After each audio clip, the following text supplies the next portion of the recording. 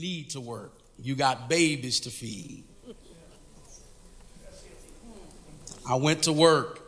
We had an all-company meeting, 5,000 people in San Francisco, January of 2006. I got a phone call that Sunday night when I walked in my house from Sunday evening service. And I have not cried over a man like that since my father died. But my wife saw me. I laid on my bed and bawled like a baby because my new father, see, he had moved Pastor C and Walter over just a little bit because there was another Eric and another Walter that needed to have room at the table. I cried. I came to see Mother the Saturday before the service because I was not going to make any of it. I didn't get to make the memorial here. I didn't get to make Miller Memorial. I did not get closure. But what I still have right now is that this church don't owe me anything. It is a pleasure and a privilege to serve. What I have right now is greatness is not in a title. It's in a towel. What I have right now talks of iron fountains and shields of brass. What I got right now, my God, talks about being broken back, scabbed. I could go on. He left me something. And I was so honored, Mother, a few years ago when you gave me the old Baptist preachers call it his war horse. You gave me his Bible. His name is written on the side. Scriptures outlined where he preached the text. Notes written all in the margin. I got it, Mother. I got the lesson. I got it, Mother. Thank you, Walter, my brother. Thank you, Pastor C, my brother. Thank you, Mother, for making room for me. I lost my father, but you all gave me yours. Thank you.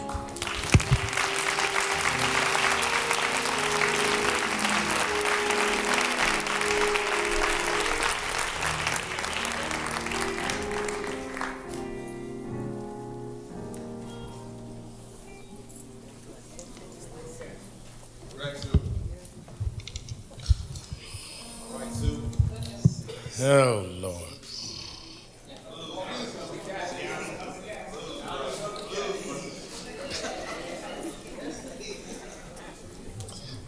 Blessed is the man that walketh not in the counsel of the ungodly, nor standeth in the way of sinners, nor sitteth in the seat of the scornful. But his delight is in the law of the Lord, and in his law doth he meditate day and night. And this is the part that I love about Bishop Walter E. Bogan. And he shall be like a tree planted by the rivers of water that bringeth forth his fruit in his season. His leaf shall not wither, and whatsoever he doeth shall prosper. It's kind of difficult. I've been all right all night until I came up here. But have you ever had a real friend?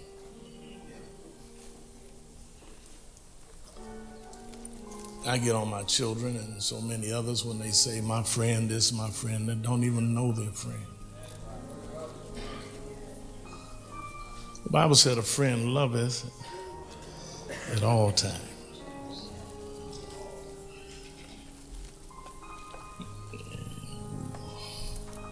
When I was down, when I was in trouble, I had so many things going on.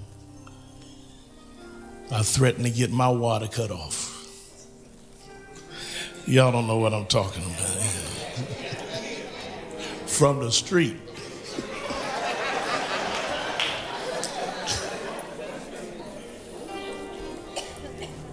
He'd get upset, and amen. When he get upset, you couldn't even look at him. You just gotta, amen. Then next few minutes, next 10, 15 minutes, he'd call and say, hey, throw a suit on. We got to run over here to Chicago.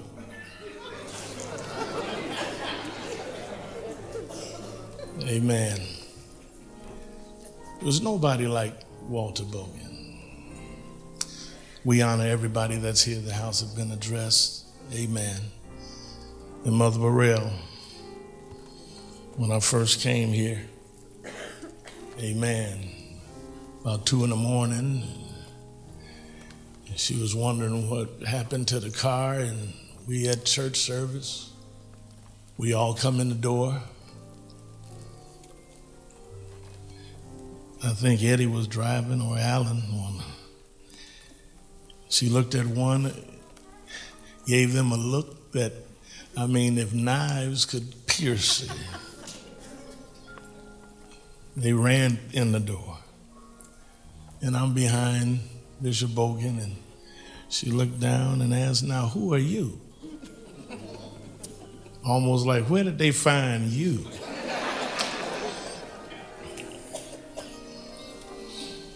But at that moment, I became a part of the Bogan family. There is not a day that passed, not a day that passed, and I know I'm not by myself, that I don't think about Bishop Bogan. He was my best friend. My closest friend was Bishop Bogan. Yeah, he had other best friends, Mr. Clean and others.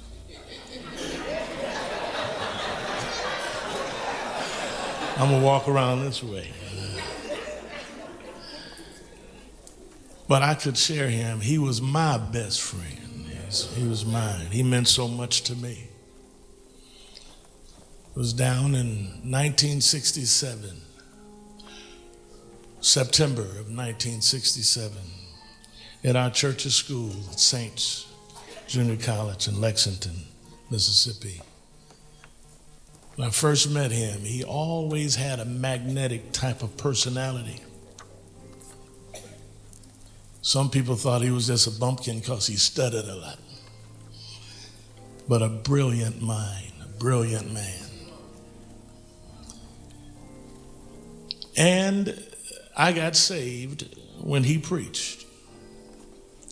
I really got saved when he preached, 1967. We had just left the laundry house there at school and headed right over to the chapel. And he preached and preached. The service started at 7.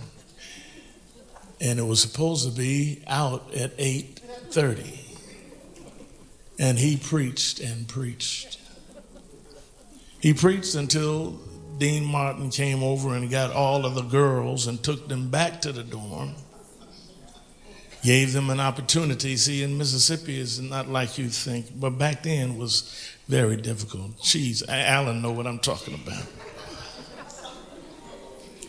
We had a snack bar there, full of flies. Oh, I got 2 witnesses here, Bishop and Mother Hill, full of flies. I think you worked in there, didn't you? And we would almost fight over those hamburgers or whatever they were. Yeah.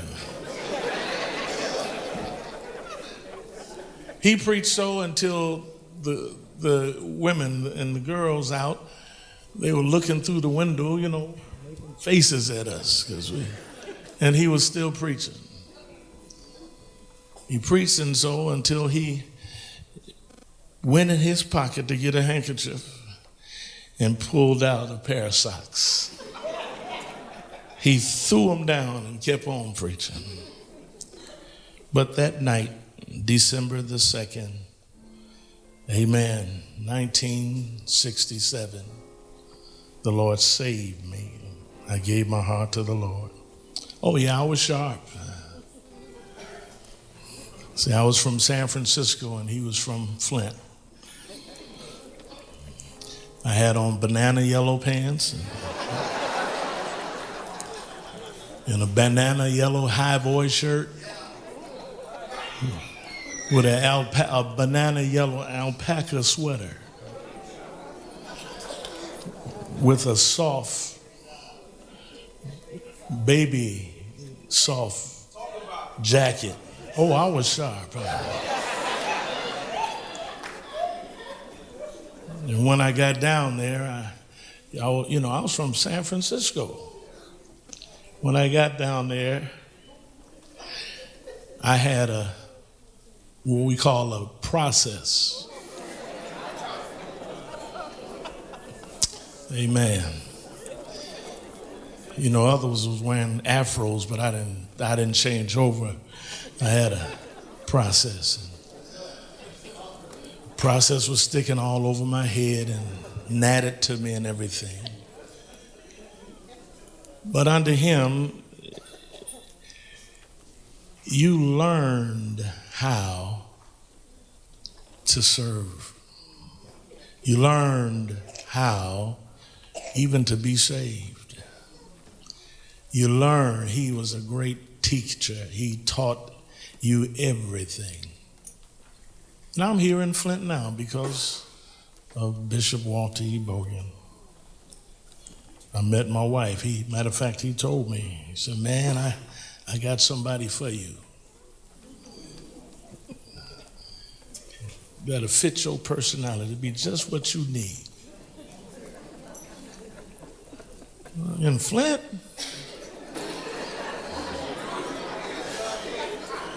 You know, nobody didn't know about Flint. Everybody, when you talked about Michigan, talked about amen. But I'm here because of him. I can say so much, I'm walling up and I'm trying to keep it down. I love him. I love his family. I love his wife and his children. Amen. There's not a day that passes, I said it, that I don't think about it. Amen. I ain't trying to get spooky or nothing like that. But sometimes I find myself talking to him. Amen. When you love somebody, they never leave you. Amen. I can remember being with him on many occasions. I know my 2 minutes are here. Amen. Brother Stanfield playing the notes back there. I remember in 1968 when we were at the Youth Congress, the Youth Congress in 1968. That's the first time that we ever saw Bishop clean. And he was clean that night. He had on an all-white suit. And they had the service there in the hotel. He sang that song, "Long as I got King Jesus, I don't need nobody else." Then he went to preaching. And when he got to the part, Gary, when he said, "I'm going to lay down my burdens," when he laid on the floor and folk just went nuts. They stood all up in the chairs looking. Amen. And that night, he hadn't seen his fiancée all night.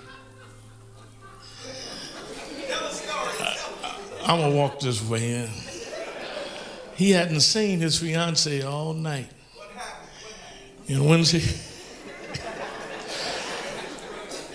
And when she appeared, where you been? Oh, he just went up and down and just, amen. He was a little bit upset. And she just stood there and looked at him. Amen. Just stared at him. Like, are you finished? And that didn't sit right with him. He went to the next gear. When he went to the next gear, you know, somebody said, you know, Brother Teffers, how he shut his mouth, shut the pastor's mouth.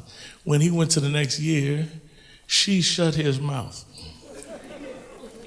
She took those rings off, threw them on the floor, and walked away. He stood, he jumped down on his knees, and he looked around at me, what you standing up there for? Get down here and help me find these rings.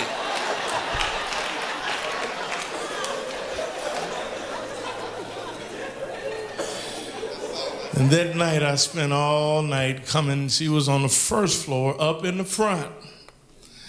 And we were in the balcony. I spent my time, you know, apologizing for him. Yeah. You know, it just on back and forward, back and forward.